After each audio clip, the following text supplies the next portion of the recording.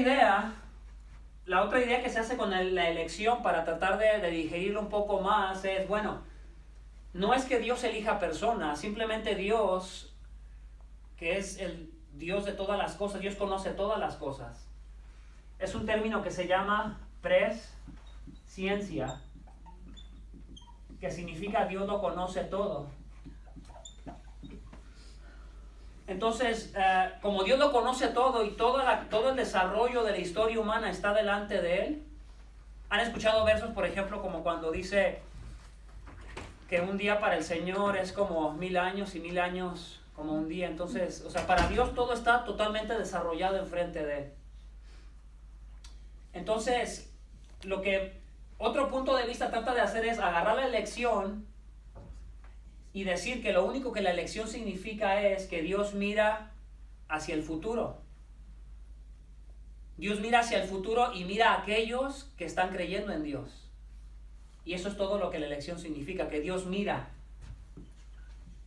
Que Dios mira porque Dios conoce todo. Entonces ya como que se aligera un poco, ¿verdad? Se aligera un poco. Hasta ahí no sé si más o menos me di a explicar un poquito o causa un poquito de conflicto aún. Y si causa un poquito de conflicto no importa, va a tener bastante tiempo para estudiarlo, para meditarlo, vamos a poder hacer preguntas. Entonces, mi deseo es que usted entienda que cuando vamos a las Escrituras necesitamos dejar que las Escrituras hablen.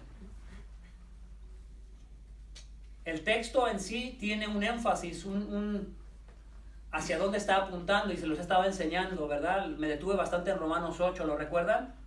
Casi varias semanas lo he repetido, lo que enseña Romanos 8. Entonces, ahora quiero que leamos estos versículos para tratar de entender, bueno, ¿por cuál yo me voy a inclinar? ¿Dios escoge personas antes de la fundación del mundo? ¿O simplemente Dios mira hacia el futuro y mira a quién lo está escogiendo a Él?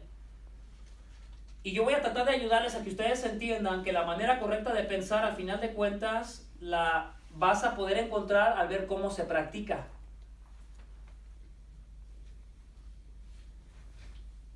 ¿Cuál es el propósito de que la elección esté en la Biblia? Bueno, primero Dios la puso ahí, ¿cierto? ¿Pueden estar de acuerdo con eso o no? ¿Quién puso la palabra elección en la Biblia? Dios. Dios, ¿sí? No fue el hombre. Entonces, el simple hecho de que la elección aparezca en la Biblia, Dios así lo quiso, ¿verdad? Fue la intención de Dios. Entonces, debemos de estar conscientes de eso y no pretender que deba de ser sencillo digerirlo a primera instancia. Pero debe de estar lo suficientemente abierto para que entiendas que si Dios la puso ahí es porque debes de saberla. Y no solamente saberla, pero debes saber aplicarla en tu vida porque te va a ayudar en tu vida cristiana. Si Pablo no la mencionara es porque no aprendió nada de ella, pero si Pablo la menciona en la Biblia muchas veces, en muchas ocasiones, es porque le ayudó a cómo vivir sus momentos difíciles. Y a mí eso me asombra mucho, que él agarró la elección como algo que le ayudó en sus momentos de mayor dificultad. Entonces, mire, vamos a leer Romanos 9. Y voy a ir regresando un poquito a esto. Buenos días. Romanos capítulo 9. No se debe de desconectar obviamente de Romanos 8 ni de todo el libro de Romanos, pero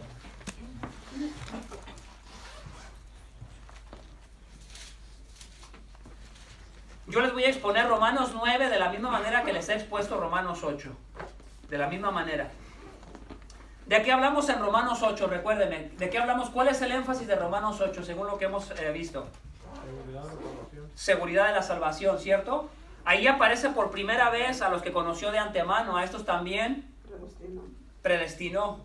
Y a los que predestinó a estos, llamó. Y a los que llamó a estos, justificó. Y a los que justificó a estos, glorificó. Y él hace una cadena de 5 cosas. Entonces, ¿por qué el autor en Romanos 8 puede decir que la salvación es segura? Porque está diciendo que a los que conoció de antemano, a esos también glorificó. Es seguro que va a suceder. ¿Me explico? Es seguro. No puede fallar. Entonces, comencemos capítulo 9, verso 1. Me voy deteniendo para que tratemos de entender qué es lo que quiere que sepamos Pablo. Digo la verdad en Cristo, no miento, dándome testimonio mi conciencia en el Espíritu Santo. Todavía no ha dicho nada, simplemente dice, la verdad de Cristo me pesa en mi corazón y lo que les digo es algo verdadero. Porque mi conciencia es redarguida por el Espíritu de Dios. Verso 2, de que tengo gran tristeza y continuo dolor en mi corazón. Pablo está triste. Y él va a expresar hacia adelante por qué él está triste. Porque desearía yo mismo ser anatema, separado de Cristo, por amor a mis hermanos, mis parientes en la carne. ¿Por qué está triste Pablo? Le voy a pedir que me ayuden porque eso nos ayuda como ejercicio. ¿Por qué está triste Pablo? Sus familiares no creían. Porque muchos de sus compatriotas judíos, bueno, ¿cómo podemos saber que Romanos 9 habla de la salvación? Bueno, porque particularmente aquí él dice, desearía yo ser maldito. Desearía que de alguna manera yo fuera maldito, separado de Cristo, que no conociera la salvación, que no conociera a Cristo, para que algunos de mis compatriotas tuvieran mi lugar de tener la bendición en Cristo. Él se duele porque hay parientes de él, no parientes en cuanto a sus hijos o esposas, sino parientes refiriéndose a su pueblo, a los judíos.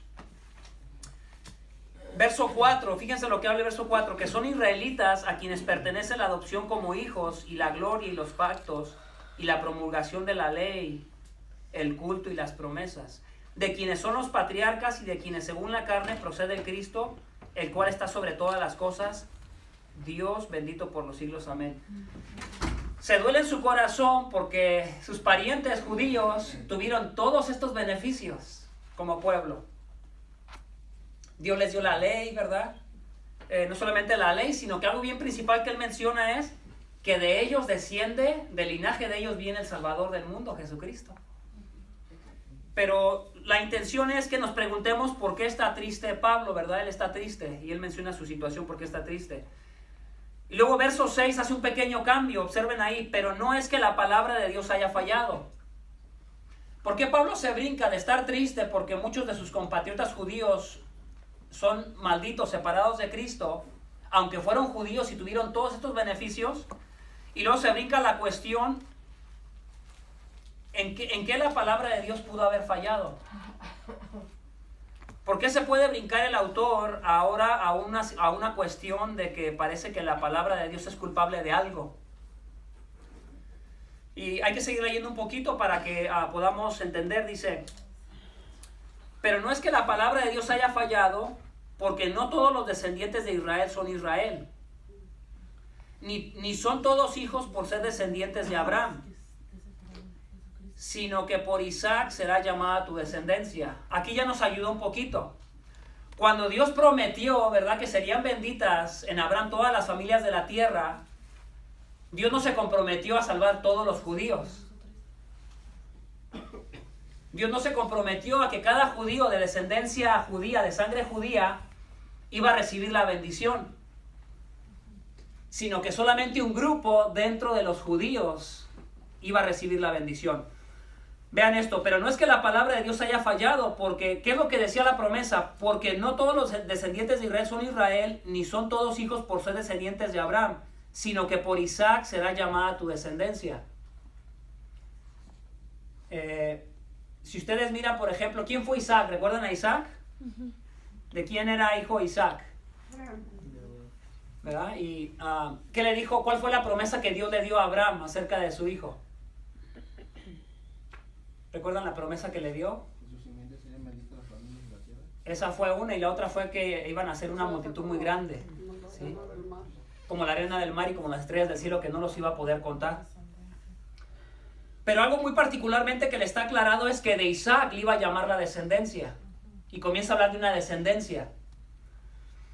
La palabra de Dios no ha fallado porque no todos los descendientes de Israel son Israel. En otras palabras, no todos los judíos que tienen sangre judía son verdaderos judíos.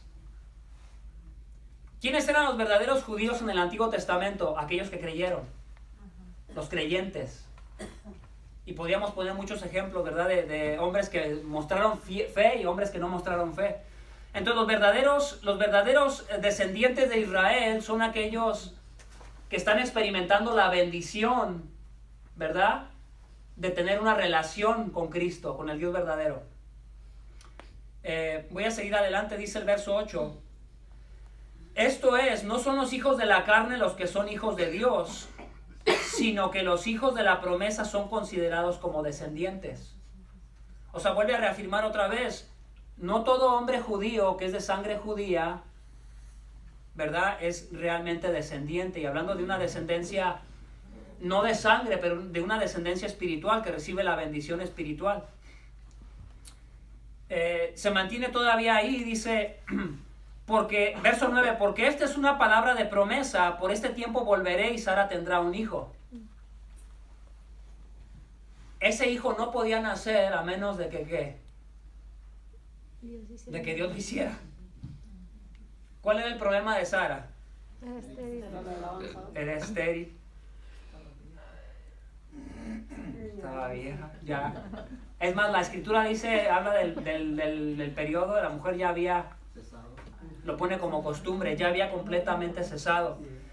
Entonces, si Dios no le da ese hijo a Abraham, no hubiera habido descendencia. Y no solo esto, verso 10, sino que también Rebeca, ahora fíjense, se brinca de Sara a Rebeca.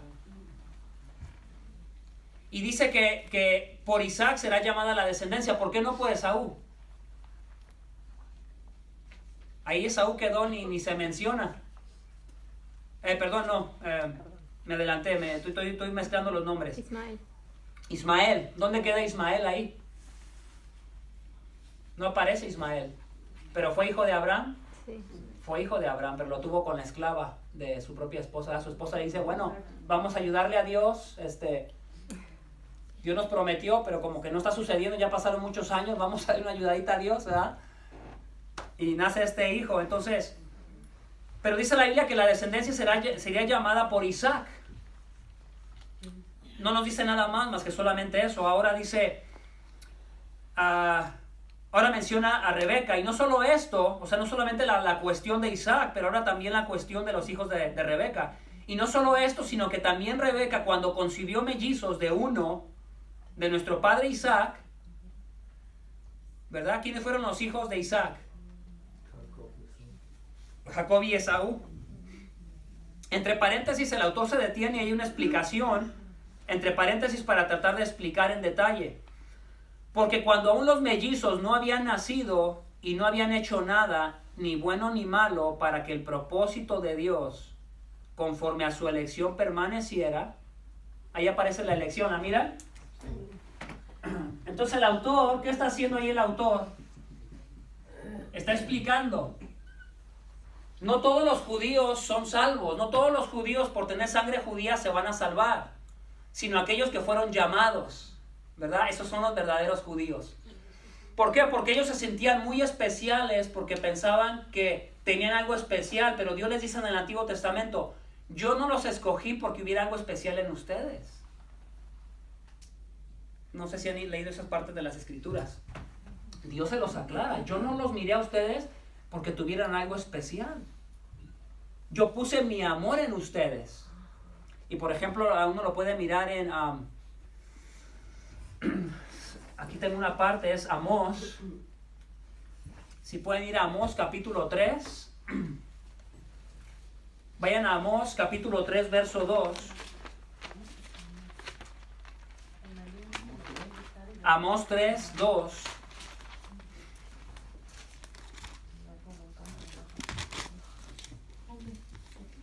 Está bien pequeñito. Está casi en la última parte del Antiguo Testamento. Ajá. Dice Amós 3, 2. Solo a vosotros he escogido de todas las familias de la tierra. Por eso os castigaré por todas vuestras iniquidades. Sí. Entonces el pueblo de Israel siempre en el Antiguo Testamento aparece como sus escogidos. Siempre aparece como sus escogidos. Bueno, hay preguntas que a veces no nos hacemos. ¿Y qué pasa con las demás naciones?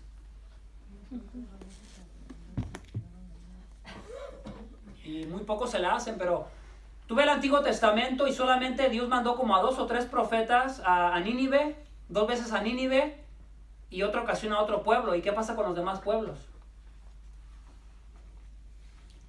Y son preguntas difíciles que a veces no nos contestamos.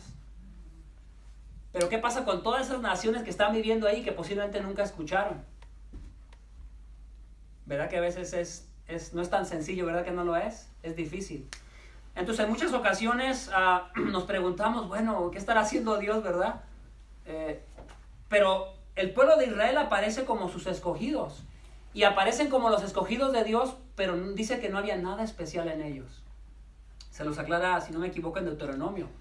No había nada en especial en ustedes, sino que yo os escogí para venir y poder que mi nombre sea glorificado. ¿Se acuerdan que lo miramos hace unas 3-4 semanas? Que la motivación primordial de Dios no es la gloria del hombre. ¿Cuál es la motivación primordial de Dios? Él mismo. Nosotros no podemos ser como Dios, no podemos decir, mi motivación primordial voy a ser yo mismo. ¿Qué pasa cuando hacemos eso nosotros mismos? Orgullosos, nos hacemos idólatras, nos hacemos arrogantes, soberbios. Pero no es el caso de Dios. Dios, cuando Él actúa por honor primordialmente de su gloria y de su honor, porque Él es el único santo, perfecto, bueno, justo, misericordioso.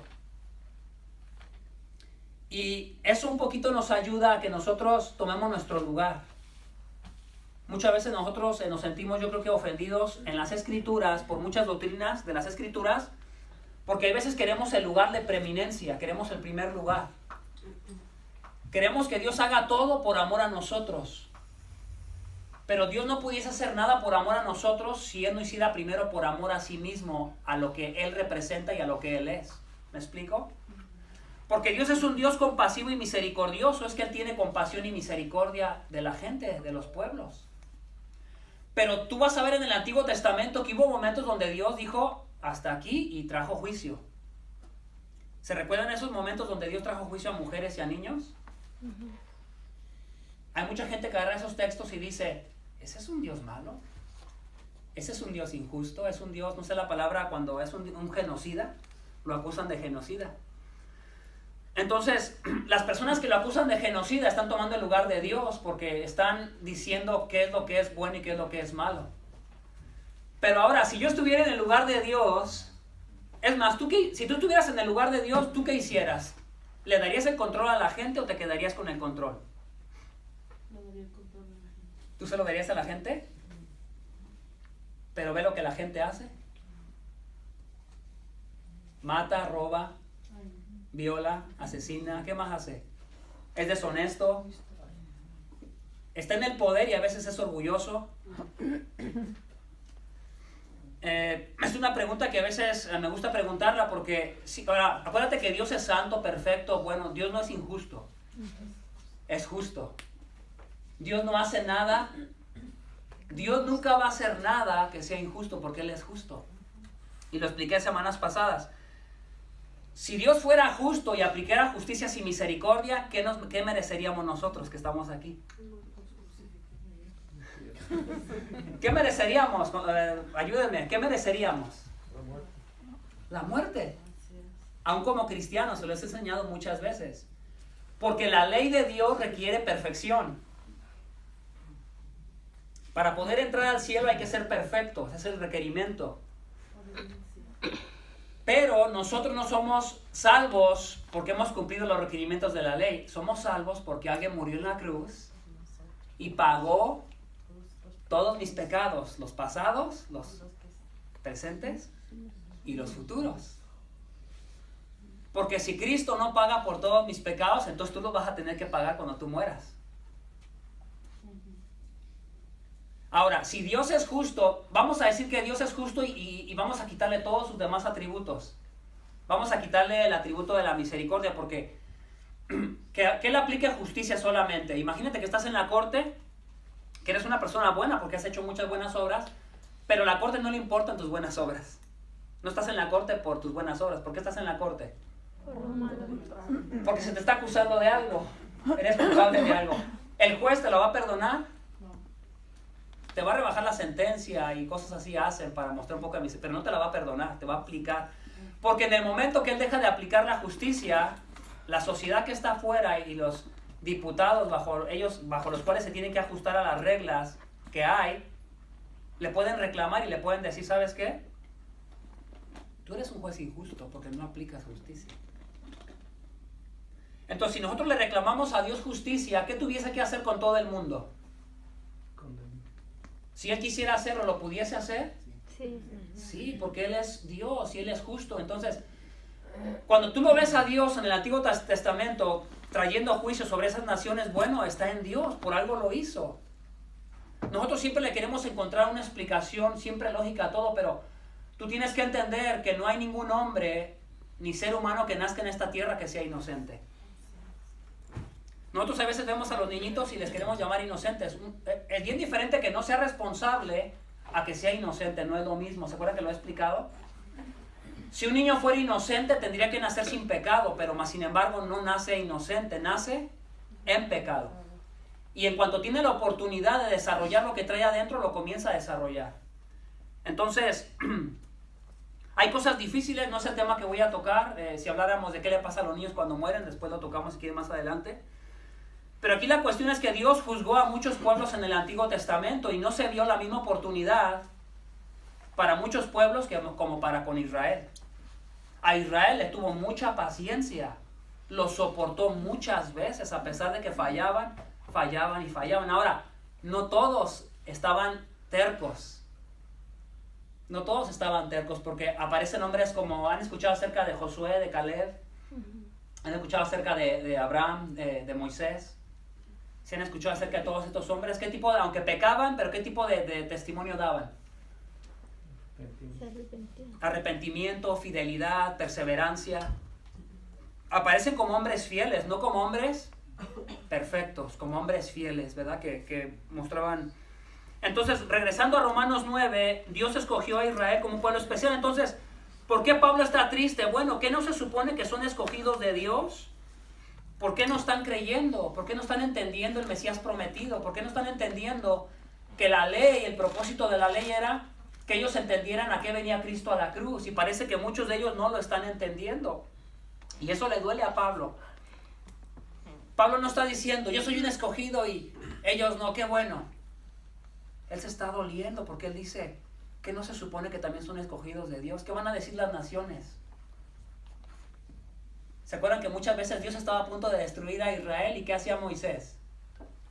Rogaba por él. Señor, ¿qué van a decir las naciones? Si tú los destruyes, tu nombre va a ser avergonzado. ¿Qué va a decir la gente? ¿Qué tipo de Dios eres? Que no pudiste cumplir lo que dijiste que ibas a empezar con Israel, no lo pudiste terminar. Y dice la Escritura que si no hubiera sido por Dios, a Israel le hubiera acontecido como a Sodoma y a Gomorra. ¿Qué le pasó a Sodoma y a Gomorra? Los desapareció de la faz de la tierra de una manera que tú dices, Dios mío. Que a mucha gente dice, no, eso no puede ser Dios, pero ve las imágenes, los videos de ese lugar, cómo quedó. Todas las construcciones con azufre. Todavía ves la figura de esos edificios, de ese lugar que fue destruido con fuego y azufre. Entonces, regreso en el verso 11, porque cuando unos mellizos no habían nacido, ni aún habían hecho nada, ni bueno ni malo, el autor está explicando, ¿verdad? Los niños no habían hecho ni bueno ni malo, no habían hecho nada. Dice, para que el propósito de Dios conforme a su elección permaneciera, no por las obras, sino por aquel que llama. Le da la preeminencia a ¿quién? Al que llama, al que elige, ¿verdad? A Dios. Dice, para que el propósito de su elección permaneciera.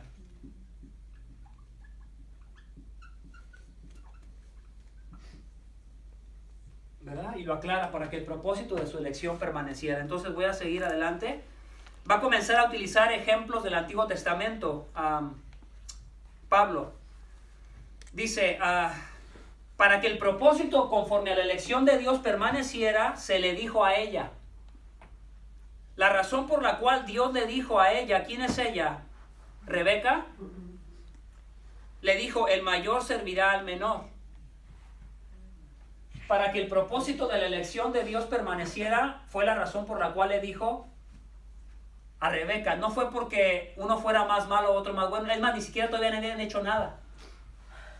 Dios no escogió a un niño al otro porque uno era más bueno que el otro, sino para que su elección permaneciera, o sea, para que el propósito que es conforme a la elección de Dios se cumpliera. Verso 13, tal como está escrito, a Jacob amé, pero a Esaú aborrecí.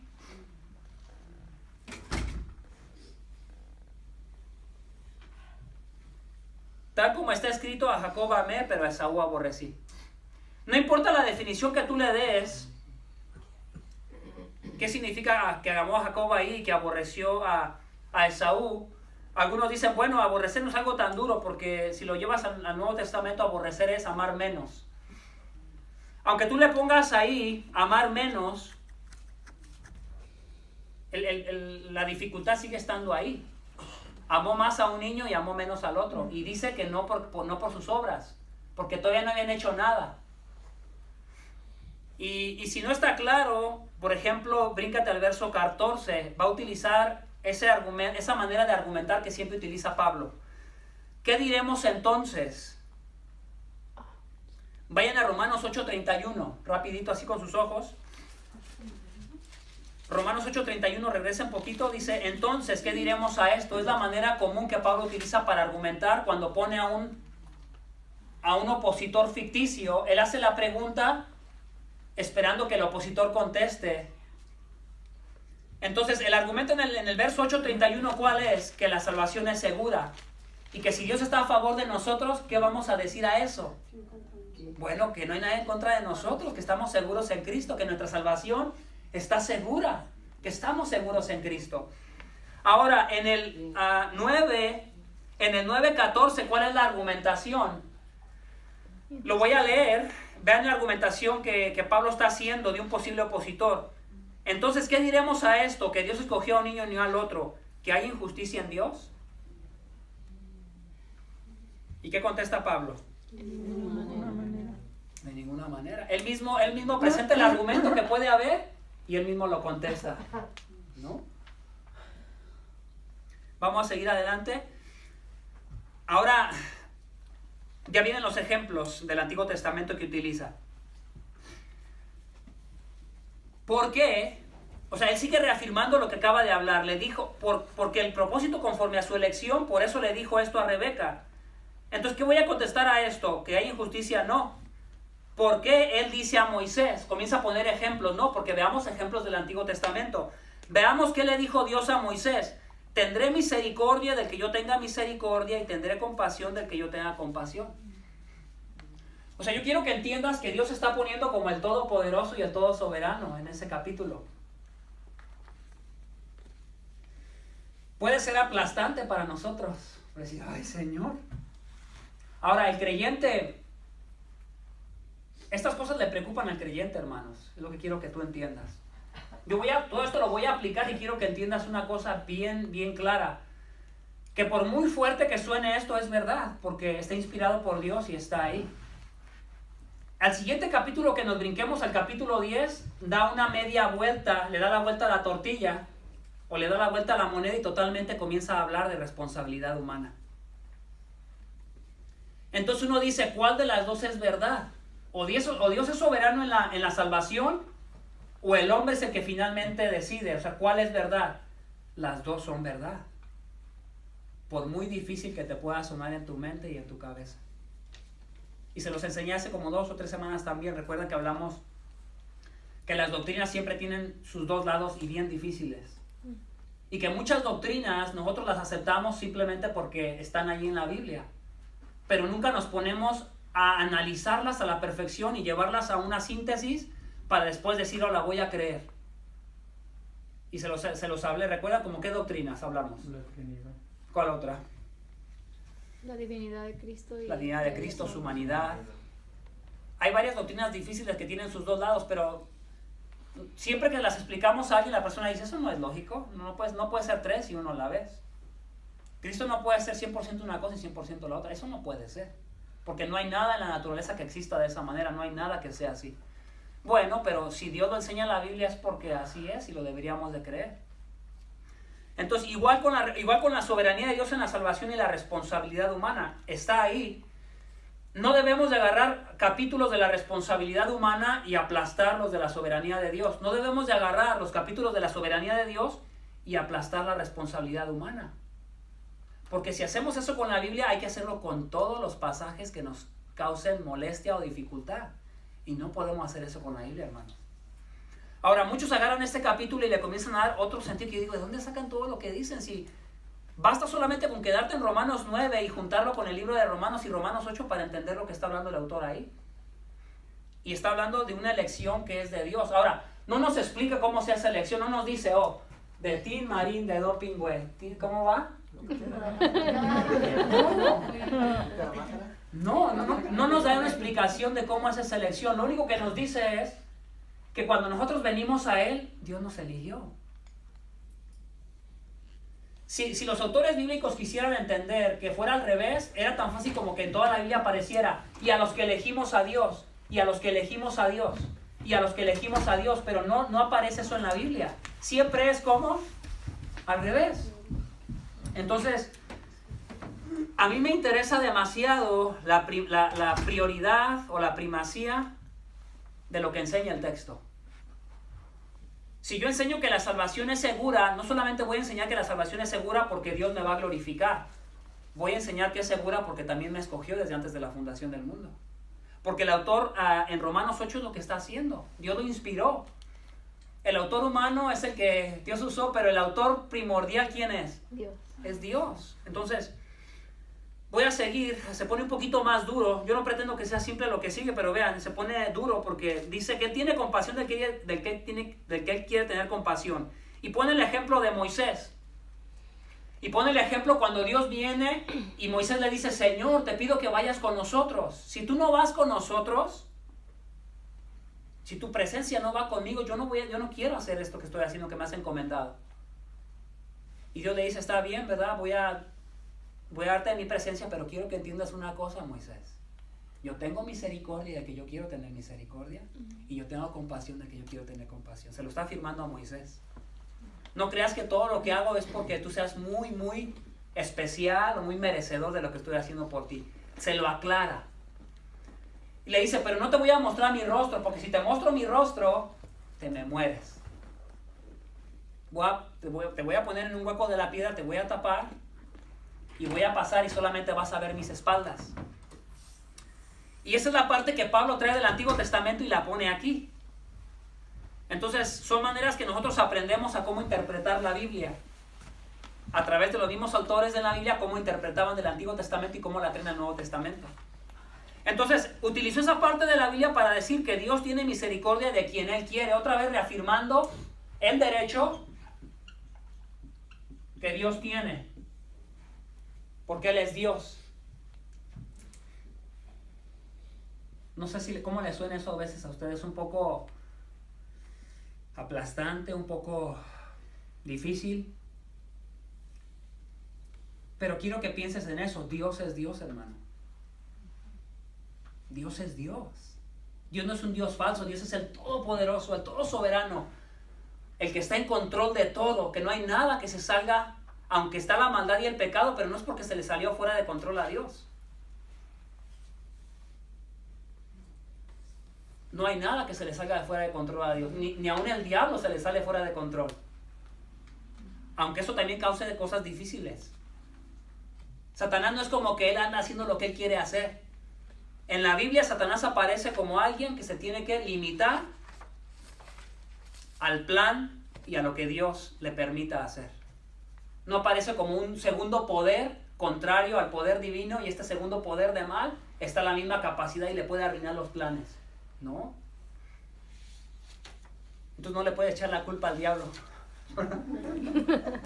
No le podemos echar la culpa al diablo. Dios nos hace responsables a nosotros de nuestra vida de pecado. Entonces 16 sigue aclarando. Así que, pon mucha atención a todos los por qué. Así que no depende del que quiere ni del que corre, sino de Dios que tiene misericordia. Wow. Qué difícil es esto de digerir.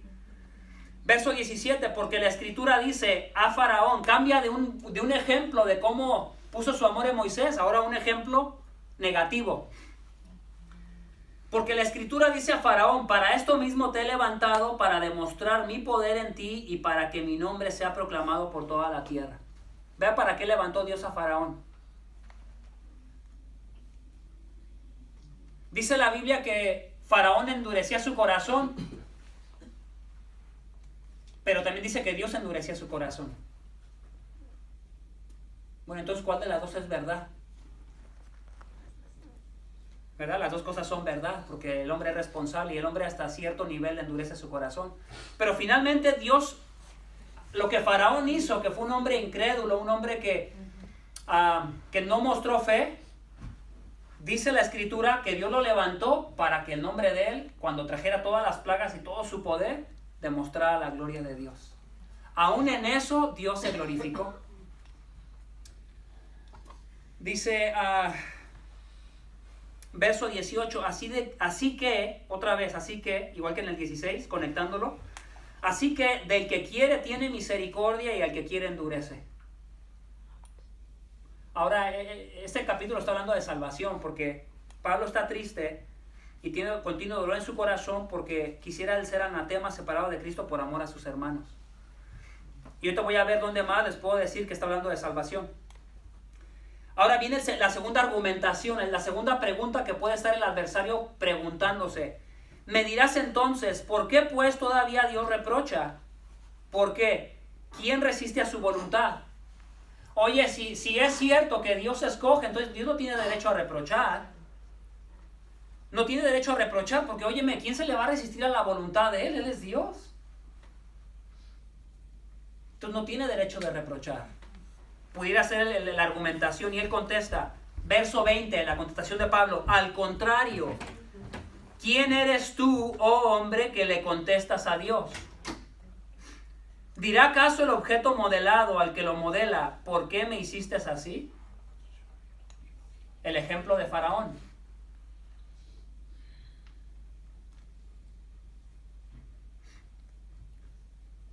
Voy a seguir con el 21. O no tiene el derecho, o no tiene el alfarero el derecho. Otra vez, ¿qué está reclamando el autor? ¿El qué? El derecho. El derecho soberano de Dios. ¿O no tiene el alfarero el derecho sobre el barro de hacer de la misma masa un vaso para uso honorable y otro para uso ordinario? ¿Y qué si Dios, aunque dispuesto a demostrar su ira y hacer notorio su poder, soportó con mucha paciencia a los vasos de ira preparados para destrucción? El ejemplo de Faraón. Y habla de que él soportó con mucha paciencia. ¿Por qué Dios tiene que soportar con mucha paciencia? El pecado. El pecado, hermano. Por eso les digo que si Dios nos tuviera que juzgar a toda la humanidad, todos nos encontraríamos culpables si no fuera por la bendita persona de Cristo. Si no es porque Él muere en la cruz para que nuestros pecados sean sobre de Él, entonces no tendríamos ninguna esperanza. Porque en nuestro proceso que estamos viviendo de santificación, en ese proceso sincero y devoto que queremos las escrituras y queremos apegarnos a Dios en la oración, aún los pecados que cometiésemos y tuviésemos que ser juzgados por ellos, nos encontraríamos culpables. Por eso, qué bendito es el sacrificio de Cristo. Y que entendamos todos los beneficios que tenemos en Cristo. Amén. Qué bueno es saber que tenemos un Salvador como Él. Entonces, aquí Dios, el autor lo que hace, el autor divino y que es Dios y el autor humano es contestar a las posibles argumentaciones que pueda haber de un Dios que escoge. Y que tiene el derecho, ¿verdad? De escoger conforme a algo que está nada más en Él. Dice, después en el 23, lo hizo. El 23 va muy ligado al 22 porque dice que tuvo mucha paciencia y soportó con mucha paciencia a los vasos de ira preparados para destrucción. Lo hizo para dar a conocer las riquezas de su gloria sobre los vasos de misericordia, que de antemano Él preparó para gloria. Otra vez ese énfasis de antemano, a los que conoció de antemano. Utiliza el ejemplo de Moisés y de Faraón para hablar como un vaso de ira. y pone el ejemplo de Moisés para hablar de un vaso de misericordia. Y que él finalmente tiene misericordia. ¿De qué quiere tener misericordia? Y él endurece a quien él quiere endurecer. Él está por encima de eso. Verso 24, ahora ya viene aterrizando el autor, vean. Es decir, cambia a unos términos donde ahora ya quiere aterrizar explicando qué razón tuvo todo esto que explicó. Es decir, nosotros, muchos dicen, no, nada más los judíos en el Antiguo Testamento. No, lean el 24. Es decir, nosotros, a quienes también llamó no solamente de entre los judíos, sino también de entre los gentiles. Cuando se refiere a los llamados, nunca se refiere a los llamados a toda la humanidad. Se refiere a los que ya creyeron, a eso les llama llamados. A los llamados que escucharon y respondieron al llamado. En ese sentido se refiere a los llamados. Verso 25, como también dice Oseas, a los que no eran mi pueblo llamaré mi pueblo. Se está enfocando ahora en los gentiles. Y a la que no era amada, amada mía. Pongan atención a esto. Y acontecerá que en el lugar donde les fue dicho, vosotros no sois mi pueblo, ahí serán llamados hijos del Dios viviente. Los que no andaban buscando a Dios, Dios los buscó y los encontró. Isaías también exclama, vuelve a reafirmar con otro texto de Isaías, cuando clama en cuanto a Israel. Aunque el número de los hijos de Israel sea como la arena del mar, solo el remanente será salvo. Entonces el capítulo 9 habla de salvación y da la explicación en cuanto a la salvación.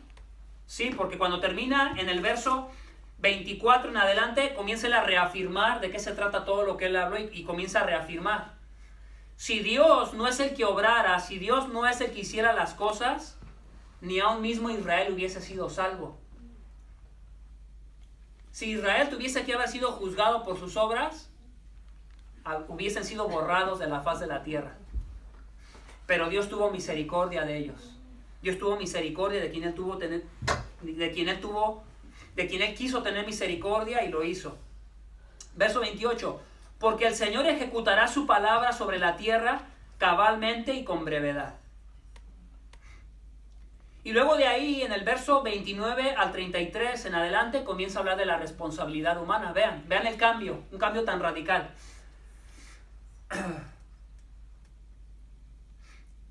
Y 29. Y como Isaías predijo, si el Señor de los ejércitos no nos hubiera dejado descendencia, hubiéramos llegado a ser como Sodoma y hechos semejantes a Gomorra. Vuelve a reafirmar lo que dijo, ¿verdad? Anteriormente. Verso 30. Otra vez la misma pregunta, de esa pregunta como retórica, ¿verdad? Que espera que alguien conteste. ¿Qué diremos entonces? Que los gentiles que no iban tras la justicia alcanzaron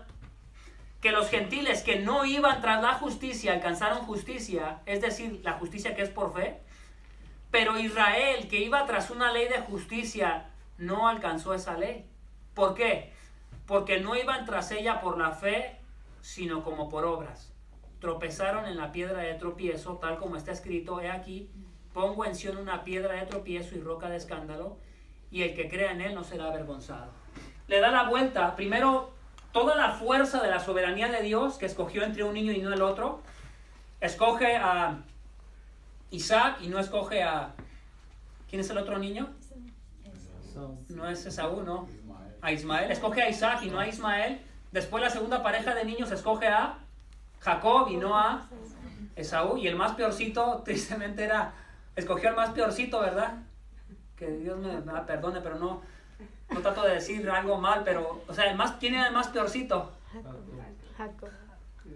Resultó ser el más tramposo, ¿verdad? Y Jacob. Entonces, pero en el verso 30, del verso 29 al 33 dice, bueno, es que los judíos no lo obtuvieron. ¿Sabes por qué no lo obtuvieron? Porque no iban tras ella por fe, iban por obras. Pero ¿verdad? Qué difícil. Qué contradictorio, qué difícil que los que iban tras la ley no la pudieron obtener y los que no íbamos la obtuvimos. ¿Cómo puede ser eso? Por la misericordia de Dios, por la gracia de Dios, por la bondad de Dios. Porque si tú dices que por tu inteligencia o que porque tú tuviste fe, entonces tú le vas a tener que decir al alfarero, ¿verdad? Y vas a tener que ponerte en lugar del barro y contestarle al alfarero, no me hagas así. Dios se lleva todo el crédito en la salvación en la Biblia, siempre. La salvación es de Dios. Más adelante estaremos viendo un poquito lo que es el libre albedrío y qué entendemos por libre albedrío, y les va a ayudar mucho, créanme. Les va a ayudar mucho para que, no para que sean extremistas, pero para que entiendan que la salvación que tienen es porque Dios se la dio desde antes de la fundación del mundo. Entonces, para mí, aunque te inclines por cualquiera de las dos, no hace diferencia en el sentido de que es antes de la fundación del mundo. Y eso es lo que le da la fuerza. Antes de la fundación del mundo. ¿Se acuerdan que se los expliqué? Dios elige desde antes de la fundación del mundo, pero aunque a esa explicación tú quieras decir que Dios solamente miró a los que iban a creer y por eso los eligió, no hace diferencia porque es antes de la fundación del mundo. Y eso lo hace un poquito difícil porque nos hace preguntarnos, ¿qué pasa con los que no están creyendo? Porque les he predicado el Evangelio. Les he hablado el Evangelio. Les he dicho, les he insistido. Y parece que hay personas que les hablas y vienen rápido. Hay otros que tardan un tiempo. Y hay otros que te mandan a volar toda la vida, posiblemente. Pero mientras tengan vida, tienen esperanza. ¿Me explico? Mientras tengan vida, tienen esperanza. La elección no debe de ser nunca vista como algo que te estimule el orgullo y que te hace sentir más especial que otra gente. Te hace sentir especial en el sentido de que si no hubiera sido por Dios, no serías salvo.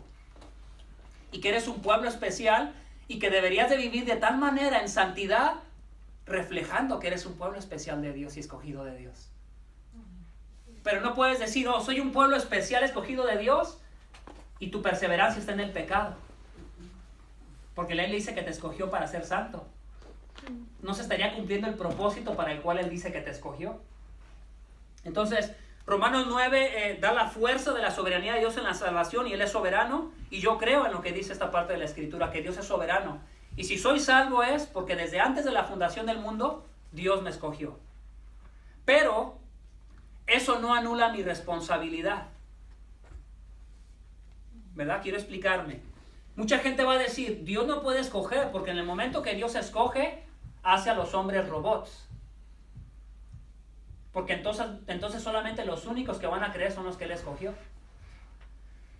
Entonces, por tratar de defender el honor y la justicia de Dios, que para mí está mal, porque no necesitamos defender el honor y la justicia de Dios, porque al final todo es conforme a su plan y a su justicia y su santidad de Él. Nosotros a veces no miramos lo que Él mira. Las cosas que a veces nosotros miramos como injustas, a veces tienen un propósito bueno de parte de Dios, o viceversa. Pero el defender la justicia de Dios lo tratan de hacer porque dicen, no, eso es hacer acepción de personas. Porque está escogiendo a unos y los otros no van a tener la misma oportunidad. Y no pretendo que sea sencillo, está el argumento ahí. Entonces ese argumento hace que digan, no, Romanos 9 hay que cambiarlo un poquito para que dé otro sentido. Que en lugar de que elija personas para salvación, solo sea elegir personas para liderazgo. Vea, Faraón y Moisés eran líderes. Hay que cambiarle el sentido de que sea más bien un llamado para liderazgo, pero eso no es lo que el texto enseña. El autor no está trayendo esos dos ejemplos para hablar acerca del liderazgo. Está trayendo esos dos ejemplos para hablar del propósito de la elección de Dios. Y si no estás convencido, yo te animo a léelo toda la semana. Levante todas las mañanas y léelo, y vuélvelo a leer, y vuélvelo a leer, y pregúntate si el sentido de las palabras que está ahí cambia. Aunque yo cambie la definición de algunas palabras, el énfasis del contexto completo sigue teniendo la misma fuerza y el mismo empuje hacia un lado, la soberanía de Dios, que Dios es soberano. Entonces, ¿me ayudan con el tiempo? Gracias. Okay. Termino con esto. Vean, ahora veamos ese grande cambio que les hablé, Romanos 10. Ahora el autor totalmente se concentra en responsabilidad humana. Hermanos, el deseo de mi corazón y mi oración a Dios por ellos es para su salvación. ¿Qué hacía Pablo en su dolor por sus hermanos judíos que no habían creído? Oraba por ellos. ¿Sí? Oraba por ellos. Porque yo testifico a su favor de que tienen celo de Dios. Son muy religiosos. son muy devotos a lo que hacen, pero no es conforme a un pleno conocimiento. O sea, sus ojos no les han sido abiertos. Siguen viviendo un religiosismo que piensan que por guardar ciertas partes de la ley se van a ganar el favor de Dios. Y ningún cristiano puede ganarse el favor de Dios. Tú lo obtuviste cuando creíste. Todo el favor, toda la bendición de Dios, que nos bendice con toda bendición espiritual desde antes de la fundación del mundo, según Efesios, nos bendijo desde antes de la fundación del mundo, pero lo vemos hecho una realidad cuando creemos. Ahí nos bendijo. Entre más conocemos la Biblia, más entendemos la bendición que nos ha dado. No es que la obtengamos más, simplemente conocemos más la bendición y maduramos más. Se nos abre más la mente, se nos renueva más la mente y podemos comprender cosas que nos ayudan a madurar, a caminar más firme en nuestra vida cristiana. Pues desconociendo la justicia de Dios y procurando establecer la suya propia, no se sometieron a la justicia de Dios. La justicia de Dios es solo por la fe. Justificados pues por la fe, tenemos paz para con Dios. Solo por la fe recibimos salvación. Todos nuestros pecados perdonados, castigados en Cristo. Y toda la justicia de Cristo puesto a nuestro crédito, a nuestro récord de nosotros. Porque Moisés escribe que el hombre que practica la justicia que es de la ley vivirá por ella. El hombre en el Antiguo Testamento tenía una ley y tenía que vivir por ella. Los que quebraban ciertas leyes, a veces les tocaba morir físicamente. Veamos el caso de Moisés. ¿Qué le pasó a Moisés cuando pecó contra Dios, que le dijo, háblale a la roca por segunda vez? ¿Y qué hizo Moisés? Moisés estaba enojado. ¿Por qué estaba enojado Moisés? Por el pueblo. Tercos, necios. O sea, se levanta enojado. Pero vean esto, Dios quería tener misericordia de los tercos y de los necios, y Moisés les quería cortar la cabeza. Ve cómo somos nosotros los seres humanos. Ahora, no es que Moisés era un impío, Moisés era una persona salva, era una persona justificada por la fe. Y le quería cortar la cabeza a todos, porque sí eran necios y sí habían sido tercos. A cada rato renegando, en lugar de colaborar para el propósito de Dios que se extendiera más a las naciones, ¿verdad? La revelación de la gloria de Dios, ¿verdad? Como necios. Y Dios le dice, ¿sabes que yo me voy a glorificar? Háblale. ¿Y qué hizo Moisés? Dios cambió de opinión de no glorificarse solo porque Moisés le pegó a la piedra. No. Dios tuvo misericordia de una segunda generación que no merecía que tuviera misericordia de ellos. Pero Dios quiso tener misericordia de ellos y mostró su bondad para con ellos. Y a su amigo con el cual tenía intimidad, ¿qué creen que le dijo? Por deshonrar mi nombre, Moisés, por deshonrar mi nombre, Dios fue glorificado porque de todas maneras le dio agua, pero como Moisés desobedeció y voluntariamente no quiso glorificar su nombre, sino que a pesar de la desobediencia de Moisés, Dios se glorificó, pero le dijo, ¿sabes que tú por deshonrar mi nombre no vas a entrar? No le dijo que no iba a ser salvo. Mucha gente se confunde. No le dijo que no iba a ser salvo. Le dijo, no vas a entrar a la tierra a la cual yo les prometí que se le iba a dar. ¿Cómo Moisés no va a ser salvo si aparece en la transfiguración? Más adelante en el Nuevo Testamento. Moisés fue salvo. La cuestión que le dijo Dios, vas a morir antes de tiempo y no vas a entrar. Dios lo disciplinó, murió antes de tiempo. Entonces, ¿en qué lo relaciono con este texto? Vayan por ejemplo al texto, al 5, porque Moisés escribe que el hombre que practica la justicia que es de la ley vivirá por ella. Él no está tratando de decir que el obedecer los mandamientos del Antiguo Testamento era lo que les iba a dar vida espiritual. Él no está afirmando eso. Está afirmando que había una ley en el Antiguo Testamento que si no se cumplía había consecuencias.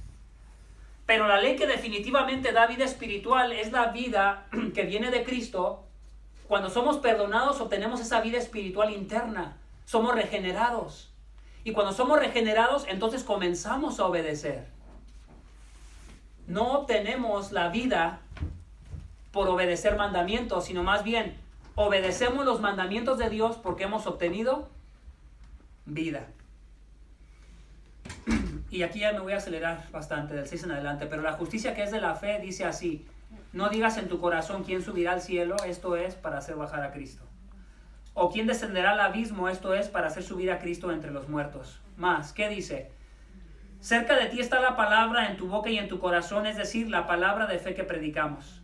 Que si confiesas con tu boca que Jesús es Señor y crees en tu corazón que Dios le resucitó entre los muertos, serás salvo. Verso 10, porque con el corazón se cree para justicia y con la boca se confiesa para salvación. Pues la Escritura dice, todo el que cree en Él no será avergonzado. ¿Ven el cambio? Todo el capítulo 9, soberanía de Dios. La elección de Dios como primacía, como prioridad. Y el capítulo 10, todo aquel que cree. Todo aquel que cree, todo aquel que cree no será avergonzado. Porque no hay distinción entre judío y griego, pues Él es el mismo Señor. Pues el mismo Señor es Señor de todos, abundando en riquezas para con todos los que le invocan. Porque todo aquel que invocar el nombre del Señor será salvo. Ven el 14. ¿Cómo pues invocarán a aquel a quien no han creído? ¿Y cómo creerán en aquel de quien no han oído? ¿Y cómo irán sin haber quien les predique? Responsabilidad. Pudiéramos decir, como Dios es soberano en la salvación, entonces ya no hay que hacer nada. Que Dios lo salve, Él es soberano. No. Pablo da cambio a la responsabilidad humana y nos muestra la otra cara de la doctrina, que es la responsabilidad del hombre. Sí, Dios salva, pero ¿cómo lo va a hacer si nadie va y les predica? Es más, ¿cómo van a oír? ¿Cómo van a ir? Quiero que se adelanten al verso 17. Así que la fe viene del oír y el oír por la palabra de Cristo. Cuando tú vas al original, en ese texto es, así que la fe viene del oír y el oír por el escuchar la voz de Cristo. Entonces, muchos toman ese texto como decir, así que si la fe es del oír, bueno, entonces solo hay que leerle la Biblia a la gente. Como la fe viene por el oír la Biblia, nada más les voy a leer la Biblia.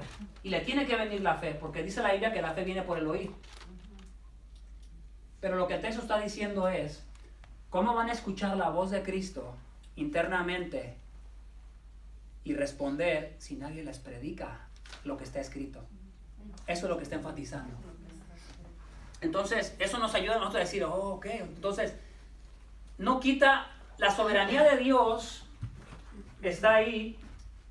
¿Qué hice con el negro? La soberanía de Dios está ahí.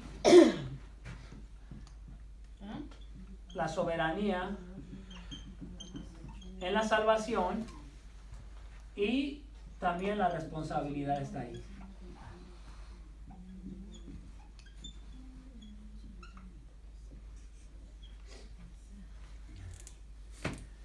Y yo te quiero recordar eso porque nos ayuda a nosotros a entender que las cosas difíciles en la Biblia están ahí.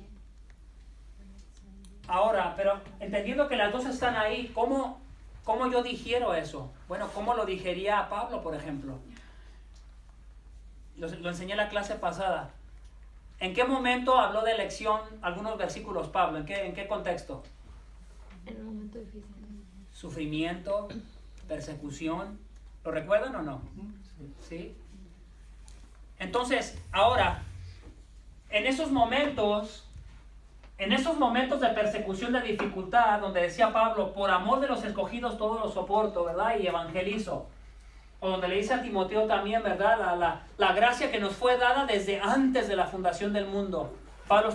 Timoteo estaba llorando, ¿verdad? Sufriendo por el ministerio pastoral. Entonces, la definición correcta de la elección, la definición correcta es la que mejor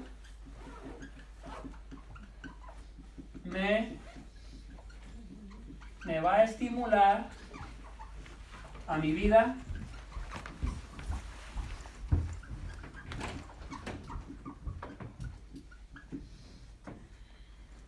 Entonces sí importa lo que yo creo, porque lo que yo entienda de la elección va a crear una manera de pensar en mi alma, en mi mente, y me va a estimular a cómo yo vivo mi vida cristiana. ¿Verdad que sí importa? Sí importa cómo yo pienso.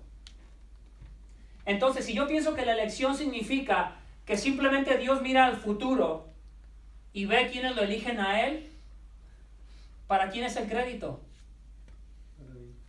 Para el hombre. ¿Para Dios o para el hombre? Para el hombre. ¿Verdad? Puede pensarlo de tarea. ¿Para quién sería el crédito? Piénselo. Si yo creo que la elección significa que Dios escoge personas, como dice el texto, desde antes de la fundación del mundo, literalmente, ¿para quién es la gloria de tu salvación? 100% para Dios y 0% para ti. En méritos para obtenerla. Ahora, si tú dices que Dios te elige, si tú quieres hacer la elección que Dios te elige porque Él te miró que tú le ibas a escoger a Él, bueno, por lo menos le pasas crédito al hombre, le pasas crédito. Entonces, ¿cómo yo sé a cuál de las dos inclinarme? Primero, por el texto bíblico. Segundo, ¿qué tipo de pensamiento va a estimular en mí? Muchas veces no lo pensamos. Pero al final de cuentas, a como yo entienda la elección, o va a estimular mi orgullo, o lo estimula, o lo humilla.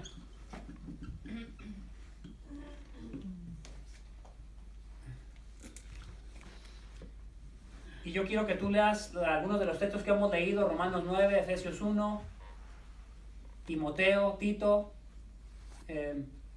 y vean cuál es la intención de los autores bíblicos cuando hablan de elección, y se van a dar cuenta que es toda la gloria a Dios en la salvación y humillar al pecador, humillarlo. Mantenerte en humildad. Entonces, por eso yo puedo saber a cuál inclinarme, porque ¿qué enseña en cuanto a la práctica, qué enseña la Biblia? Bueno, que el pecador necesita ser humillado. Dios es honrado cuando se le da todo el crédito a Él por la salvación. Entonces, está ahí, no pretendo contestar todas las respuestas porque hay muchas preguntas, ¿verdad? Pero está ahí, había mucho que hablar, pero si me la paso hablando de esto, no vamos a pasar al siguiente tema.